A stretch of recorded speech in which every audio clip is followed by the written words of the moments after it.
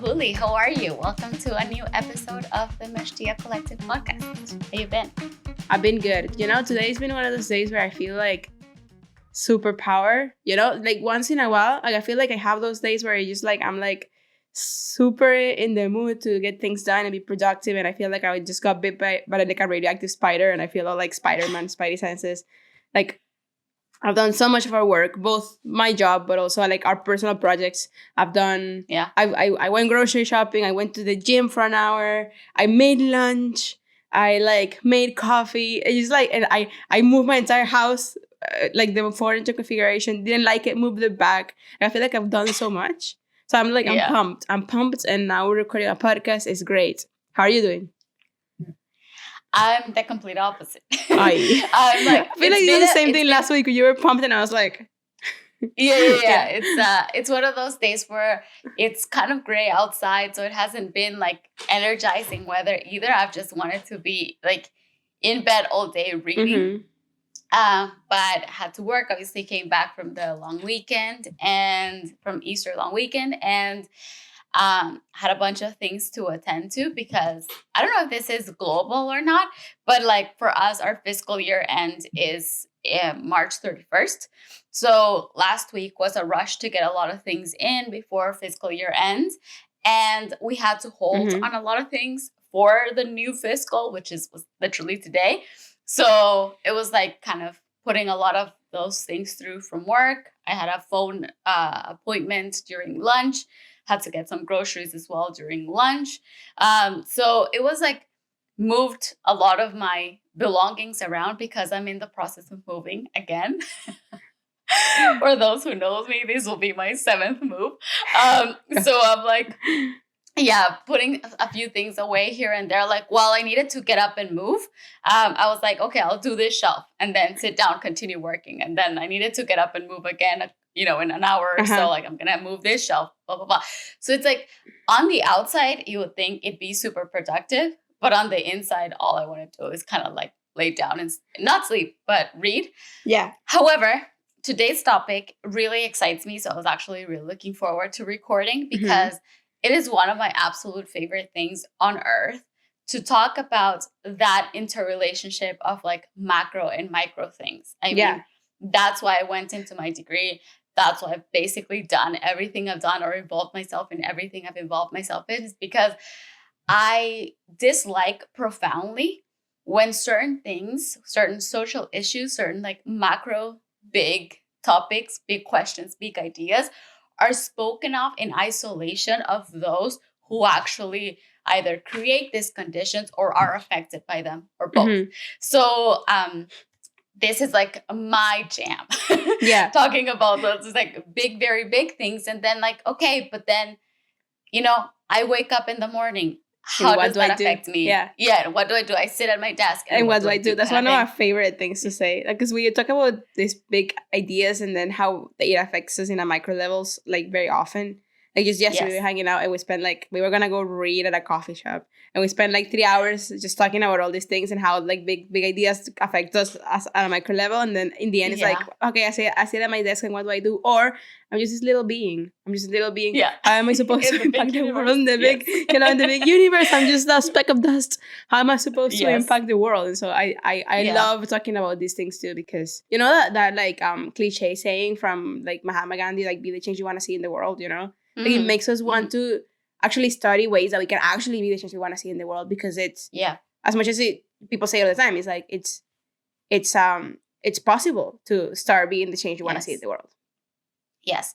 Yeah. And I think that it also takes a lot of the pressure off. Like for me, it was such a journey to realize that, like what I'm talking about, that interrelationship between the macro and the micro, because when I went in, and this is kind of veering off what we're going to talk about a little bit, but still related. When I went into my degree, which was international relations, it was because I was interested in the big questions, in the big issues, in the big solutions, in the worldwide, I can change the world kind of thing. And of course, as soon as you graduate, you realize it ain't happening. Can't. You know what I mean? In the sense that, like, exactly, you can't. Like, as soon as you graduate, like, as soon as you go into the first year, I would say. Yeah, I mean, like, you realize you single-handedly can't do a lot in the in a macro sense, right?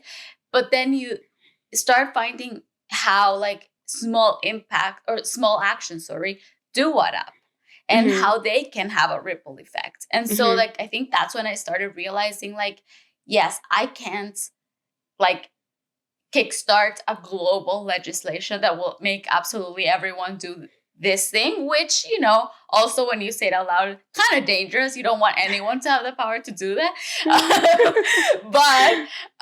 But then I started realizing, yes, but I can invite someone who's lonely for a coffee. I can be there for someone who has depression, for example, and listen to them. I can make sure that I recycle or whatnot without getting into the nitty-gritties of, like, all the different counterpoints and points that can be made about each and every topic. Right. It's like you realize that from your own little trench. ¿Cómo se dice trinchera? Trench. From your own little space little in hole. the universe. Yes, from your own little position, you can do something that will have a ripple effect in cities and whatnot. I agree. And how that relates to our topic today is we're going to be talking about the relationship between the current housing crisis and creativity in all sorts of ways. There is a housing crisis, I think, for anyone who lives in Canada. That will not come as a surprise. For anyone who lives in North America, and especially in certain particular cities, I think that will not come as a surprise. San Francisco, New York, Toronto, Montreal, whatever. I think cities in general. And that's what I was going to say. Honestly, I just came back from El Salvador, which is in the global south, not in North America, and there is a housing crisis. So I feel like there's very few, if any at all, cities at least that are escaping the housing crisis thing. But I would be surprised if it's not just like a worldwide thing in general. Obviously, some places will see this more than others, but generally speaking, you know what I mean? Like, housing is becoming way less affordable. Less and less people in our generation are seeing home ownership as a goal, as a potential thing that will happen in their lifetime. Salaries, income are not keeping up with the cost of housing, whether it's owning or renting. And obviously, all of this is creating a strain in people, in societies, in cities, in all sorts of different ways. And because it is that's happening, the creative landscape of cities, the creative landscape of countries, but also the creative expression of people is being impacted. And we're going to see in this episode, like, the different ways in which it's happening, because, of course, a priori, one could say, like, oh, it's all bad. You know what I mean? But we are seeing that because as a result of this housing crisis, there is a lot of creativity also being unleashed from people's side in the way that they respond to it. So personally, Juli, how do you feel about, like, how have you navigated the housing crisis? Do you feel like it has had any sort of impact in your own creative journey or in the creative landscape of the city of Vancouver as someone who lives here? Yeah, I feel like okay, personally, I've been very, very privileged to, while ever since I've lived in Vancouver, that there's always been a housing crisis, particularly in Vancouver. The reason why Vancouver is so bad for housing is because we're, like, surrounded by ocean, right? Like, through around three sides of the city is, like, the north of the city is ocean and then mountains, and you can't grow, like, far up into the mountains because it's impossible. The west of the city is the Pacific Ocean, so it's like nothing, and then China or Russia. And then the south of the city is ocean. So it's like you can't, like, Vancouver, as like the Vancouver city, the Vancouver area, like, without counting all of the suburbs, you cannot grow. Like, literally the only way to grow is up. And there's a lot of zoning that makes that very, very difficult. And we can get into that later, but even then, like, while I lived in Vancouver, I'd be very fortunate and very, I guess, lucky and blessed to have been able to find housing when I needed it. Like, when we lived together for many years. And in those years, we lived in 3 different places. And those 3 times, even though a couple of times we were very close to like not finding anything and like ending up living in the back of a van or something, we Yes. we you know, God provided and we found places to live. Yeah. So like for me, that hasn't necessarily been an issue. That has, as in, not being able to find housing for myself hasn't been an issue. Personally though, like I feel like the place I live, where depending on the place that I've lived, I feel less. I have felt more or less creative, you know, in my season. I feel like where you live like says a lot about you. Where you hang out says a lot about you. Like there's different areas in this city, and not just in the city, but in many other cities where you have like the edgy, cultural, diverse, you know, like Gastown in Vancouver, where like you go there for a coffee shop. But then generally those neighborhoods, or like Strathcona, but generally those neighborhoods tend to be very affected by the housing crisis because they get hit very, very hard by zoning. And then that makes them a little bit more unsafe to live in. But they still thrive with creativity, because there's when people need to get creative. So I feel like that's where I've seen it. It's like there's been places where I live where like my creativity has been almost non-existent, maybe even negative. Like, you know, like we've lived in a couple of basement suites. The first basement suite we lived in, because we were constantly at university, and even though we did not live in university, we were being, at least in my experience, I was always being fed kind of like experiences and environments in university that helped me create, because I went to music school. So it's kind of like I was always creative. But the second place we lived in, I feel like that place kind of knew my creativity, because we were forced to move far out of the city, in the place where like people live in suburbs and whatnot, and families and all of that. But they don't tend to be the creative centers of the city because of affordability. And so like it was like, okay, we need more space, but we can't afford to live here with more space. So we kind of gotta find a way to make it work. And so I feel like people feel affected that way, because they need to be able to afford housing, and people that are creative and want to pursue a creative life and want to pursue a creative living, I guess, in a way too. It's very hard to do that when you're like trying to make ends meet and trying to, you know, you kind of have to come to the world and be like, okay, whatever, I'll just go into corporate Canada, I guess, because we don't live in America, to make ends meet so I can afford living and housing. But then this is kind of killing my creativity, and it's just like an ending cycle of like being part of a system that you can't get out of, like, you know, because you have to continue to afford where you live. So I think that's how I've seen it in my life personally. But I've also seen it, you know, around in the city a lot, where places that are more like densely populated and that have a lot of community opportunities, like in Vancouver, like Gaston in the downtown east side and Strathcona, you get a lot of places where you can commune with people. That gives you inspiration a lot to be able to create and to create with others and to collaborate with others. Whereas in other places that are a little bit more individualistic, may still be dense, like Cole Harbour, for example. You have a lot of in Vancouver, and I'm sure there's other areas like that in the world. This is the only city I know outside of like Valencia and Caracas in Venezuela. Like Cole Harbour, for example, there's a lot of individualism there, or even where I live right now, which is Yaletown, and like you don't find those opportunities to kind of mingle and kind of cross-pollinate ideas, you know, like you do in other areas of the city where people are more open to have community because of the housing crisis, because they are affected by homelessness, you know? So, I don't know what you think.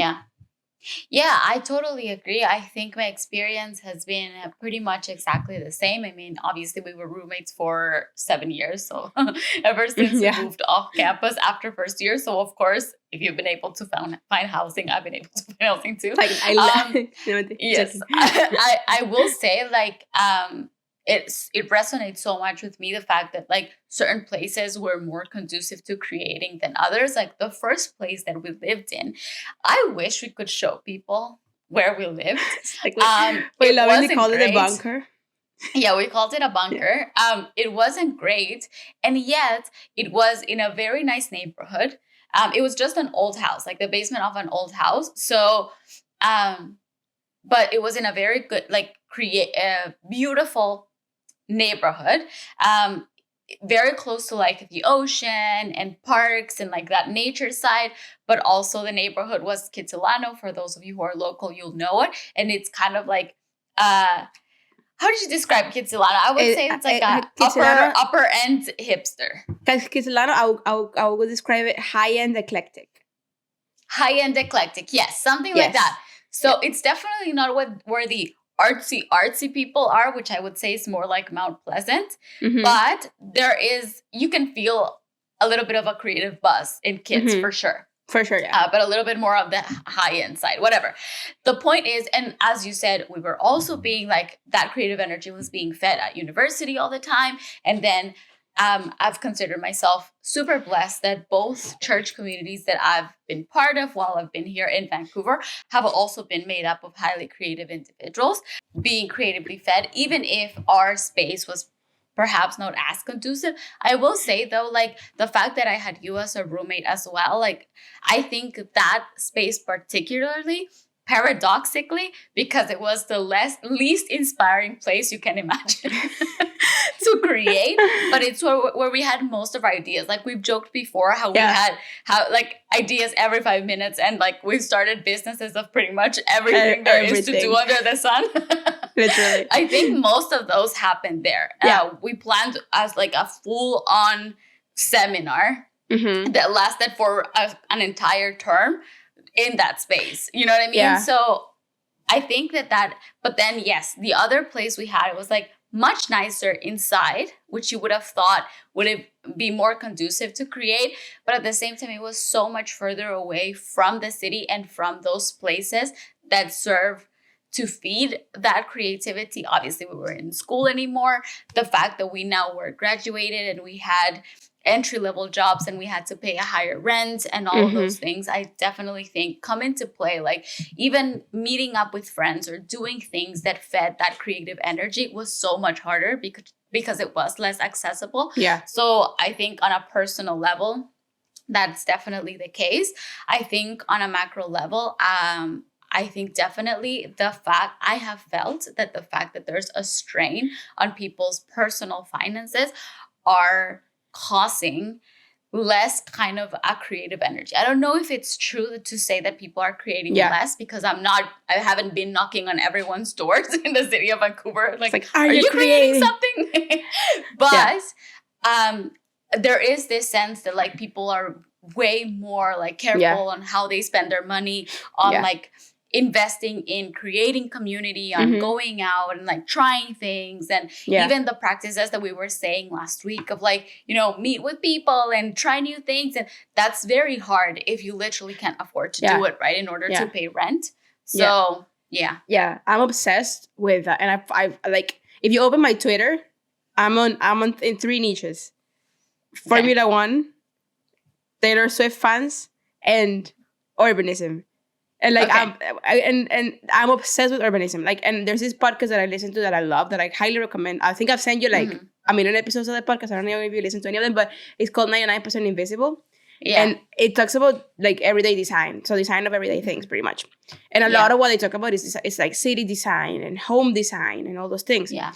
And something that I feel that has hurt North America in particular, and something that we have on our line as well, that I'm super passionate about, which is one of the reasons why in my ideal case scenario, I wouldn't necessarily live in North America forever, personally, is the like suburban model, you know, the single family detached home with the lawn and the backyard and the, you know, and like the individual family with the individual space where like where only we live. And like, maybe we are like, we know the neighbors and whatever, but we're not necessarily like all communing in one space. Whereas I feel like in places like, I mean, one of my favorite cities in the world is London. And London is very good at being accessible. You know, like even if you live not in central London, in the middle of the city, and you live like out in Zone 4 or whatever, it's very easy to get into central London. Just take the train, you know, and it's accessible for everybody. So for me, that's something too that like I feel like in North America we've lost, is that lack of accessibility. And Vancouver is a very good city. Like out of all the cities in North America, I'm glad that I live here because it all in all, it's still very accessible. Like there's buses and trains and whatnot. And it's very walkable still. Walkable, and like bikeable. There's many ways to get around. But I feel like when we talk about housing crisis, not just like housing per se, but also the lack of like what people call third spaces, that can be Right. churches Yes. or pubs Yes. or museums Yes. or galleries, like places that are not your home Yes. or your work, where you can go and meet people, where you can Yeah. go and get inspired and like, Yes. that concept of like my local pub, like, which we don't Yes. have in North America. Like, something that I love from like places in Europe, where you go to a restaurant or a cafe or whatever, Yeah. you order a cup of coffee. You don't have to tip. It's not a big deal. Like, I guess in Canada we have the coffee shop culture a little bit more, particularly in Vancouver, because the coffee culture here is huge. But it's not. But it's like a very low stakes place where you can go and meet people. And like, Yes. every time I've been to London a few times in the past few years, because my husband is from there. And whenever we go, it's like I always end up talking to someone at the pub, just because it's a place where that kind of, it's very conducive to talk to someone, even if you're not drinking. You can be having a Coke or whatever, but like, it's a place where the stakes are very low. So it's not just a housing crisis, but also not just the lack of housing, but the lack of spaces that are zoned for just like people's minds to be dispersed and Right. just have conversations and those things that Yes. can happen in Yes. those spaces, I feel like. And that's something that I'm really like super passionate about. It's like accessibility, mobility, but also like places where we can be together. We can share experiences, we can have conversations and be inspired. Totally. And I think one of the things you mentioned, I mean, like, one of the philosophical underpinnings of Western society and Western culture is individualism. And I think the housing crisis largely reflects that, in the sense that it's everyone kind of like having this home ownership of, as you say, the big house with the lawn, with the backyard, with the, detached from other houses, whatever. And I think it's built very much over to other places in the world as well, in developing countries. Like, I grew up in a country where that is the goal, where that's what you kind of like, that's when you've made it. Yeah. And I'm not condemning it. I'm not saying it's bad. I grew up in one of those houses. I like it, but I like that model. But I have definitely come to realize how the fact that everyone is vying for that, and that you want all available land to eventually become land that you can own for these purposes or whatnot, definitely puts it, like, all these third spaces that you're talking about, like, in way less priority. But then what we don't realize is that we try to make our houses be the be all end all, right? Like, the places where we sleep and drink and eat and study and now work after the pandemic, right? And like, and create and whatnot. And perhaps we're not realizing that more spaces need to be, like, some of those spaces can be outside the home as well. And that's like something that's counterintuitive, like, for me personally to say, because I love being at home. But of course, like, there is something to be said about the fact that, and even before, like, and I'm not complaining, of course, that we have all these delivery services and whatnot, but before, you like had to do more interacting. Like, walk to Papa John's, right? To like, get the pizza. Out of necessity, you just had to go to restaurants if you want to take out or whatnot, or you had to go to the grocery store, or you had to go to the hardware store and talk to people. And even those micro connections, like, build something in the community, whereas a lot of those bonds are like completely broken now. People are like super hyper focused on themselves, on ourselves, I'll say, because I've fallen into this trap as well, like super hyper focused on ourselves, on our goals, on on saving, blah blah blah, and on everything in order to achieve that thing where we know, like, we would have made it, or if not, like, on just existing and scraping by, because that's the reality of most people. So I don't know, I think it all contributes, like, where we live, or like the psychology of where you live, both as like your housing actual space, like your address, but also of your city, like dictates so much, I think, of how we express ourselves in the world creatively. And of course, if there is a crisis, if there's not enough space to carry out all these activities, if the underpinnings of the culture calls to people being isolated on their own, in their own apartment, or looking to move to the suburbs so they can have the detached homes and also not have to talk to their neighbors, you know what I mean? Like, if that's kind of how people are conducting their lives, then of course I think that creatively, people who are yearning to unleash that creativity will suffer, but then the cities as well will suffer. Will suffer for sure. Yeah. Yeah. But then one of the things that you said actually was very interesting, and on how the fact that like some of the inner city areas, which you would think have less resources, if you know, if we go the materialistic route in the sense of like actual capital, finances, Karl Marx, etc. Like if we go to that strain of thought, you would think that it's counterintuitive that a lot of those places thrive more in terms of creativity in many ways, as opposed to people who perhaps think that they have the resources and whatnot. Why do you think that is? I think it's precisely because of the existence of like third spaces. Because I'm thinking about like. And of course, I'm not. I don't pretend to be an expert, nor am I gonna fix the Vancouver housing crisis. But like, I'm thinking of my local church supports an a space called Eden Cafe in the downtown side of Vancouver. If you don't know about Vancouver, the downtown side of Vancouver is the most like homelessness stricken area of the city, and it's the area that suffers the most with like people that have been, you know, suffering and struggling with addiction and with other, you know, substance abuse and other areas. The DTS in Vancouver has a very very painful past, and there's and a lot of it is you know, no one knows how to fix. It's very, very difficult to fix. There's a lot of just different parties that are trying to pull and that are interested in the area, and you know, it's been plagued with like abuse and oppression and just so many different things. But like, I feel like we're getting to a place where we've been able to see, look at the past, and of course this is gonna change, and it doesn't necessarily mean that it's fixed, because it's totally not. But like, we've gotten to a place where we're able to look at the past and accept it and find ways to help each other. I feel like there in the space. So yeah, this coffee shop is like right in the middle of that area. It's about probably 8 or 9 city blocks that like it expands the what they call it, what they call the downtown east side is like 9 city blocks or something like that. I can't remember the exact number, but it's not that large of an area.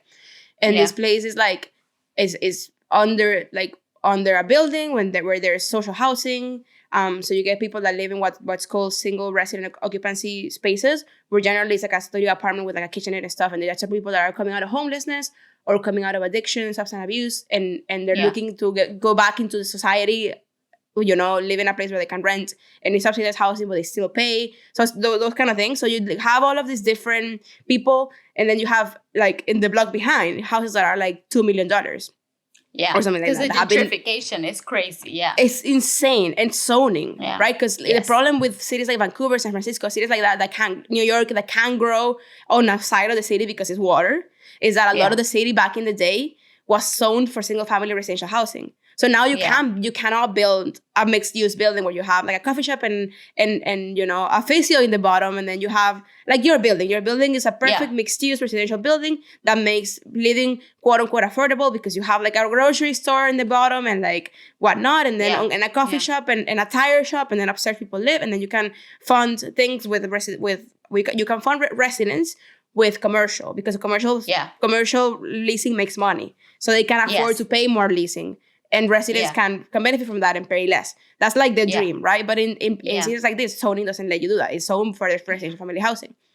But the reason why I feel like it thrives is because there's these third places like SROs and other organizations that have gone into it and being very intentional in creating spaces for people to commune, but also coffee shops and places like that, where the neighbor in the $2 million house and the neighbor from the building upstairs who's just found a job and is trying to get out of homelessness, they can be together in one space, and they can exchange ideas, you know. And there's no, because we're not, because they're not coming into the building as someone who's helping, and you're not going into your house as someone who's a person in a lower status. You're both at the same place, ordering the same coffee in the same, you know.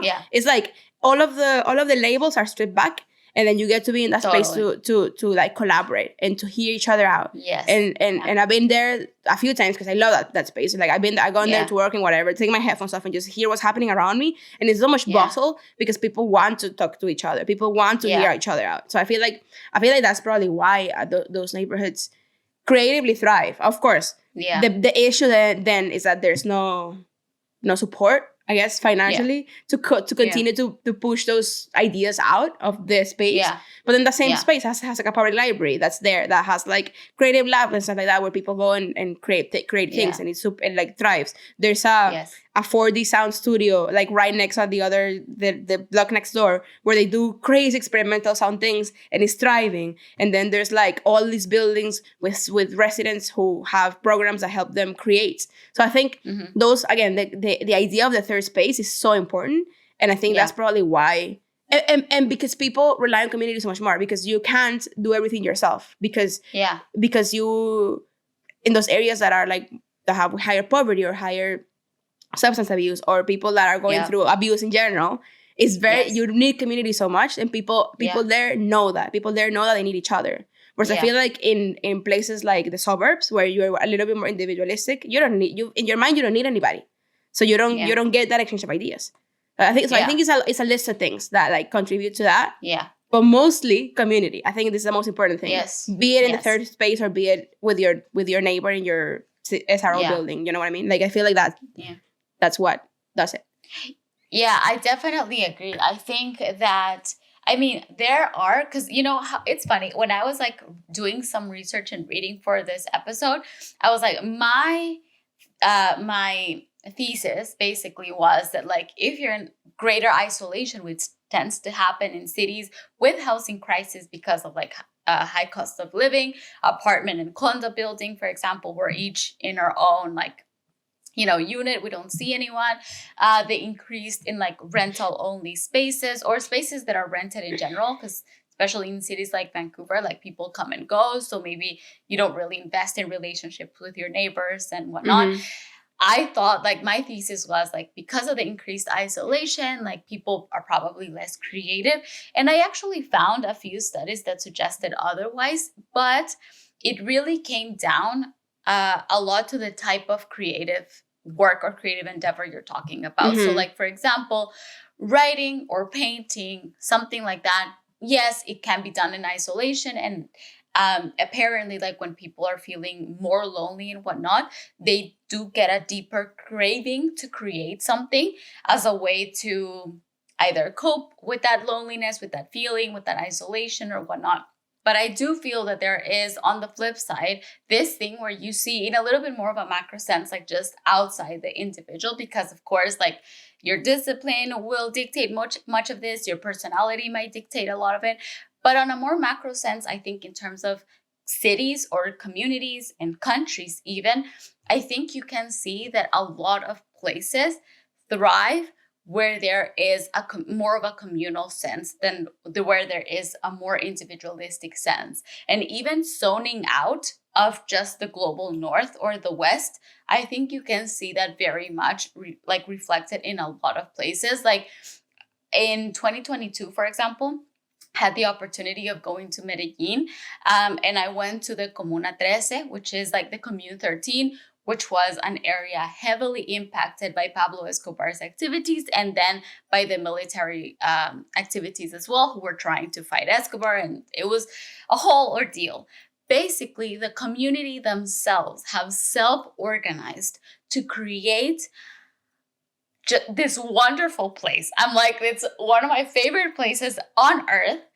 I feel a little bit conflicted about it because the fact that they have had to be so creative, not only in how they express their social grief and how they process their history and how they try to lift themselves out of that situation, because it's in one of the slums of Medellin, essentially. And also how to they've had to creatively problem solve when the government was not doing anything and on the contrary was harming them more.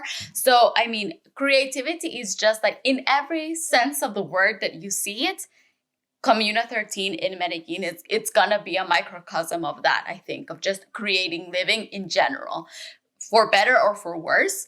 But then I was thinking that, but they have such a pride in their city. A lot of people in Medellin are very just like proud of their city, but then also in their actual local barrio, in their community, in their vertical community. And so you see people like the local guides are like people from the community who live there, and their day job is to guide people through their like neighborhood, essentially.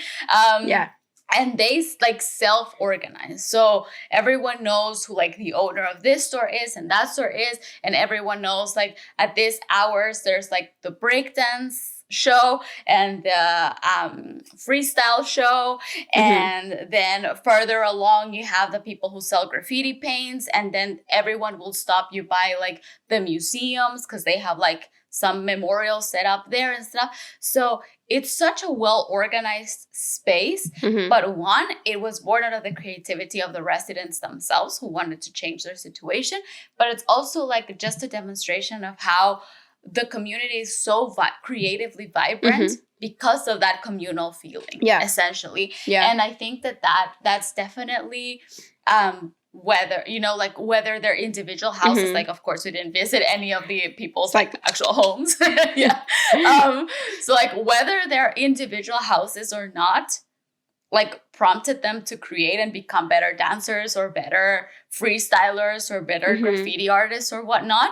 The fact that they did it in and they had this communal project and they had this communal sense of resistance almost, and using art as resistance in a way, I think contributed to like something much greater than what would have been able to come in a setting where people were more focused on like kind of themselves, or a little bit more individualistic.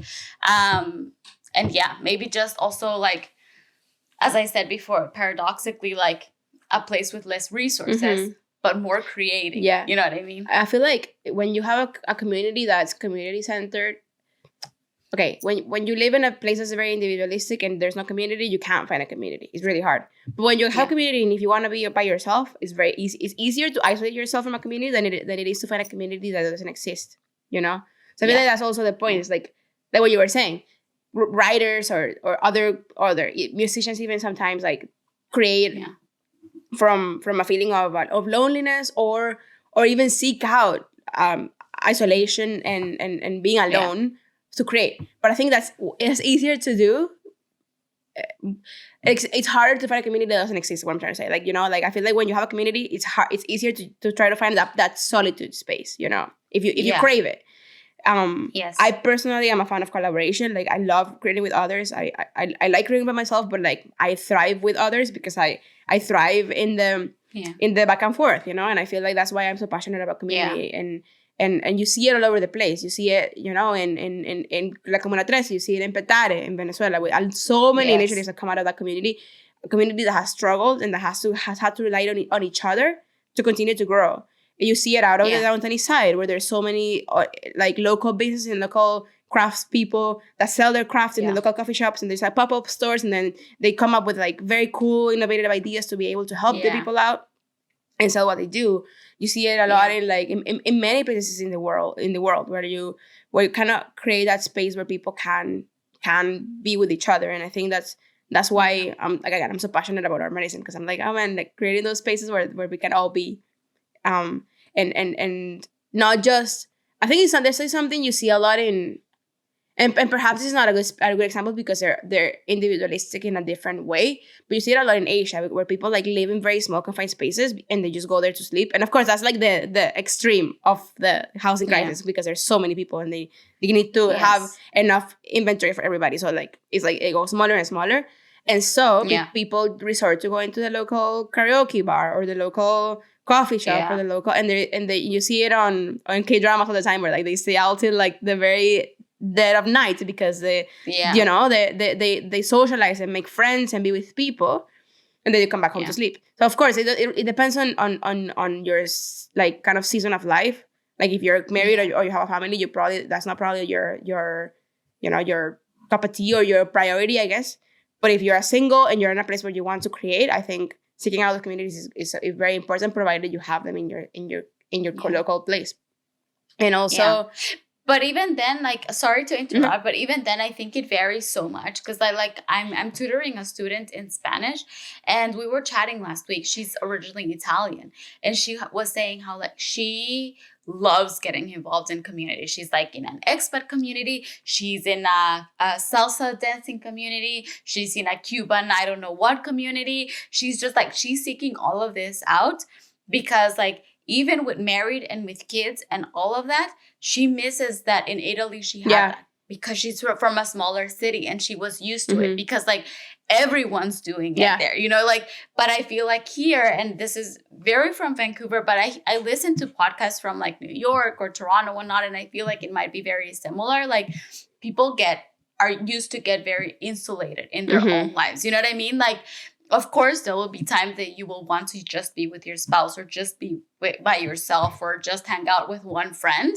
But I think that generally the culture is less conducive to just being like, let's do communal type plans. Yeah. You know what I mean? Yeah. And I feel like in North America, particularly because people can't afford to live in cities anymore and they're trying to like move out to the suburbs, or because they work from home and they don't see a point in living in the city anymore because they can just work from home. Yeah. So they move to Calgary. Nothing against Calgary, but that's a trend that's happening. Yes. Then it's like, you those people don't get the chance to be in a community and then you know in a community in the city. Like if you move out to Langley and it takes you 2.5 hours to get to the city, you're not gonna want to be able to be a part in the community. If like the exodus in turn like kind of reinforces this issue where because the community is always going to exist, there's always going to be people in the city. But then for those individuals who crave that, but they can't afford to live in the city, or they want a single family house with the backyard and the dog and the lawn, and the only way to get that is in the suburb. And I think this is something that's very cultural that is really hard to get behind when you're not from these cities. Like for me personally, like even though I grew up in a country similar to you, where like that was the end all be all, you know, the house and you made it. I always lived in an apartment my entire life. So for me, that was never the dream. Personally for me. So like it's kind of interesting, you know, where those like small communities in Europe where like you can think of a small community in the US, it's probably, or in here, and it's probably like single family homes, like Maple Ridge, you know, like that kind of vibe. Whereas a small community in Europe is a group of people that they know each other and they say hi to each other and you know they're all neighborly. So it's something that is can be very very cultural, I feel like. And I think definitely culture plays, I think, a big role in it. But then, you know, on the flip side, I think that the housing crisis, everything, you know, how there's like all these quotes. I'm not gonna name like just one because I can't remember just one. I think I have like an amalgamation of many. A combination. Yes, but they're all around like, oh, you know, like life, basically like how you live your life is determined by your attitude towards like situations, or like if you learn how to make opportunities out of situations. And I think that while definitely like going through the housing crisis, being impacted in a way by it, like again, I've been very fortunate, very blessed, very privileged to have housing in the first place. And then to have housing that's actually quite nice. Like I love my place in and the whatnot. City. In this city, particularly very expensive. I live by myself. But so I definitely do not take all of that for granted. But what was I saying?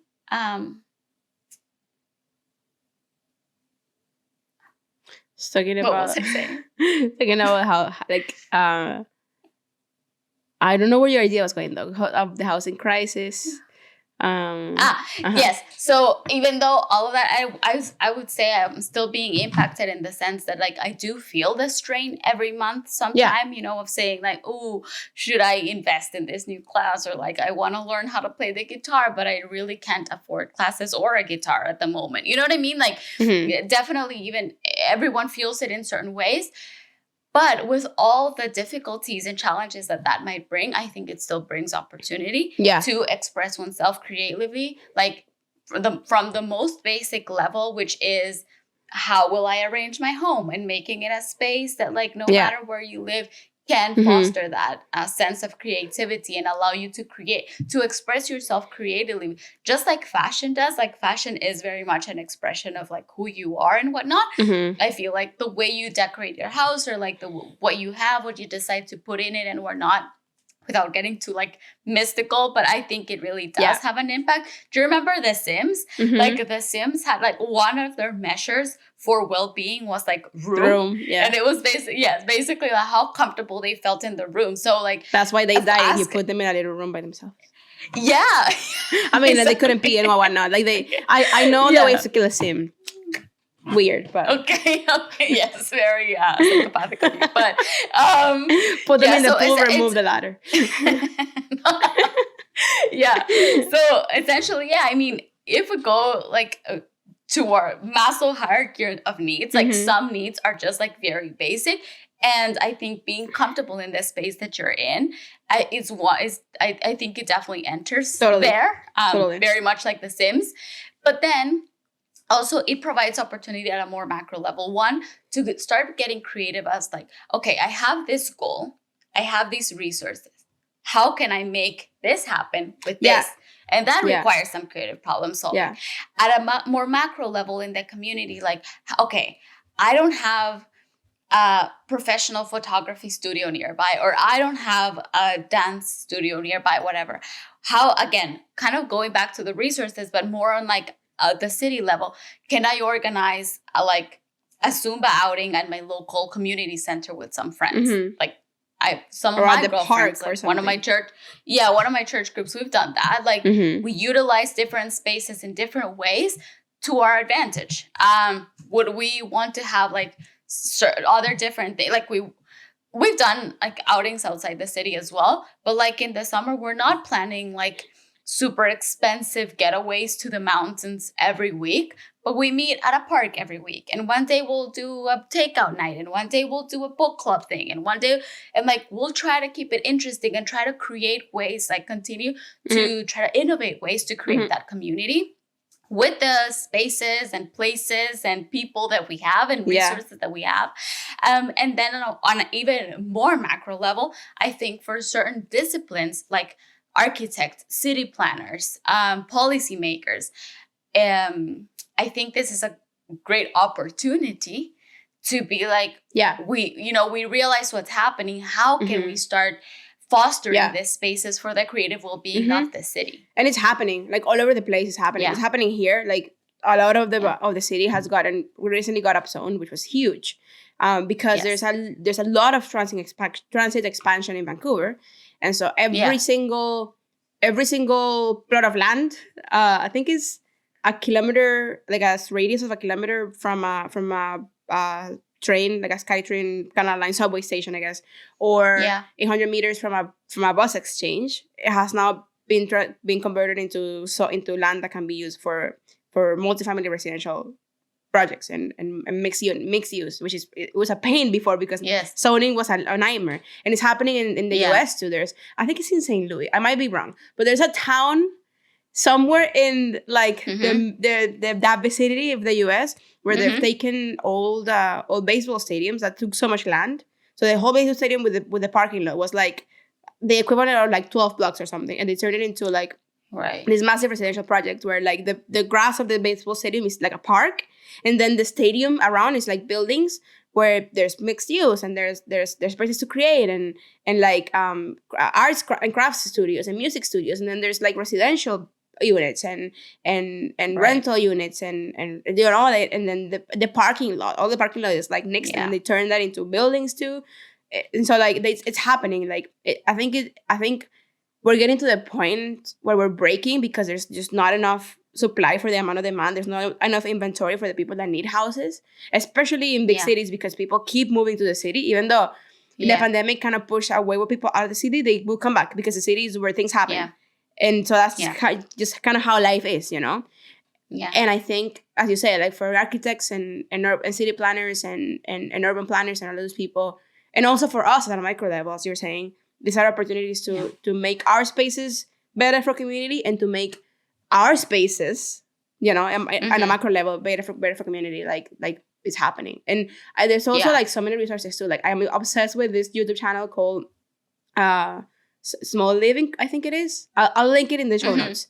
And Never Too Small is what it's called. Never Too Small. And they go through the whole world in cities all over the world, showing spaces that are like super small, but then ways that like very creatively the spaces are adapted so they can support community and support living. And so I think it's cool what's happening in the world. I think it's a very encouraging time. A lot of people just get fixated over the housing crisis, and a lot of the issues are so systemic that it's going to be very, very hard to change in like a heartbeat overnight. You know, you can't just build a building. You know, it's not the same. You can't just build a building immediately. But when you see what's happening, especially in North America, it's very encouraging to see those spaces that are affordable and that are community focused, sustainable, start popping up all over the place as well. So, and that's cool. Yeah. Totally. I think, as you said, and to wrap up, like it challenges abundant, yeah. Abundant, but they require creative solutions. And I think that they also require creatives, so everyone, to like from their own standpoint, look for ways to keep pushing for the city to stay alive. And art and creativity is one of the ways that cities stay alive. Because if not, we're just going to be like the Walking Dead, going from like home to job, sleep, repeat. And I know that for the majority of people, that is the cycle that they live in, that we live in. I've felt stuck in that rat race for a long time as well. And I can say from experience, like being surrounded by creatives, feeding my own creative soul is a big part of it. But of course, we spend so much of our time in our homes, in our offices as well, because like part of the housing crisis or like real estate in general is a lot of that goes to office spaces as well. So how can we also creatively utilize or redesign or reimagine, redream our office spaces, you know what I mean? And our housing spaces and our own living situations with the resources that we have in order to do that. And again, I just want to reiterate also, I'm not condemning the dream of the detached single family home for some people, with a lawn. No, totally not. And for some people, that's their vibe, you know, and that's totally fine. Yeah. It's like, you know. Yeah, that's their vibe, and they're probably able to create in that way as well. Like for example, I think of people who go to the woods or whatnot, and they're so inspired by like nature, and they create different things out of like natural resources. Whatever, I'm actually not too sure. I'm not well versed in that space, but yeah, of course, like it will depend again so much on the personality, on the craft, on the endeavor. But, of course, from the city, like it has a ripple effect on the rest of the country or the province, the community or the state, wherever, whatever you call it in your own place of living. So like, of course, there's going to be an impact. Like the change will start in the city and then will ripple out, I think. Yeah.